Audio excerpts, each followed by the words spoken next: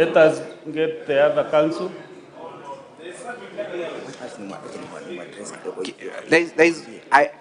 There will be a lot of prejudice on my part if I do not conclude on that issue. Mr. Speaker, you will note that this has been a very difficult... It is up to you to utilize the 2 minutes that I give you. Thank you. You know, if you keep on asking for more time and I've directed you what to do, why don't you shoot your questions that we want to achieve?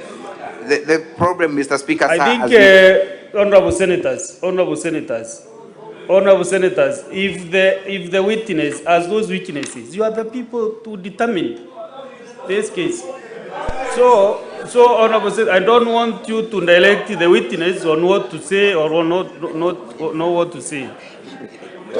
And please avoid please exchanging with the chair, minority leader. Let us just give me time to manage this process. This is not the issue of which side or what. Please, I beg you.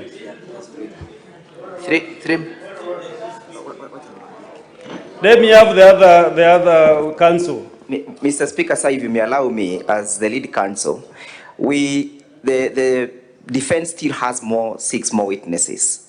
The rest of the witnesses, time has been allocated 15 minutes each. We will sacrifice one witness, we will not cross-examine him, and then we allocate that time to this witness, the 15 minutes. We will not cross-examine one of the MCAs, so that we are able to do justice to this case through this witness. That's the compromise we shall make.